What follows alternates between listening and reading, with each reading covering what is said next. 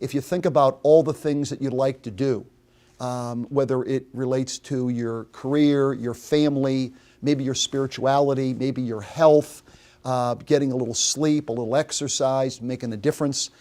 You think about all the things you'd like to do, and when you realize you may not be able to get them all done, the usual reaction is, well, I'll just go faster and faster.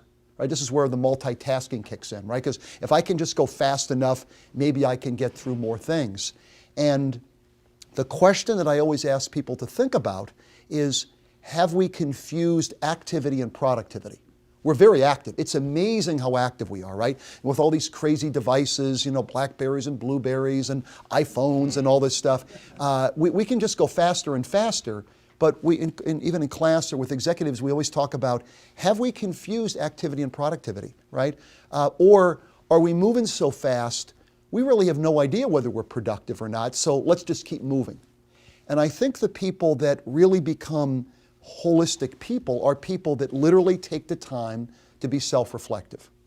And by self-reflective, for me, that really means turning off the noise, turning off the gadgets, getting off by yourself, and asking yourself some pretty basic questions, right? And a lot of them come right out of these 12 steps, but the questions I encourage people to think about are questions like the following. What is my purpose, right? What really matters in my life? What really makes a difference?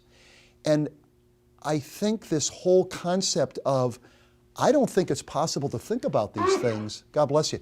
I don't think it's possible to think about these things when you're doing 20 other things at the same time. But if you actually can stop, turn off the noise, get off by yourself, find one or two people that literally are willing to listen and willing to take the time and understand you and really think through what really matters. What's your purpose? Why are you here? I think it has an enormous impact. And I refer to this as self-reflection. Some people think of it as prayer, but this whole idea of, I'm going to take the time to really reflect. I'm going to take the time to think about it. And it's very interesting, many people, and some of you may have the same thought, when I refer to this a lot, sometimes people will say, well, sounds like a great idea, sounds really interesting, but the problem is, I just don't have the time. I just don't have the time to do it.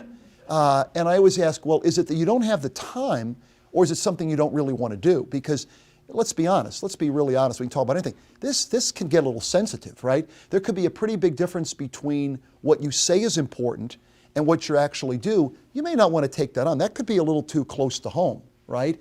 That could be a little sensitive. But when you think about what really matters, being open and honest enough, and I think one of them being courageous enough to take the time to say, no, I really will take the time to think about this. I really will step back and ask some of these questions.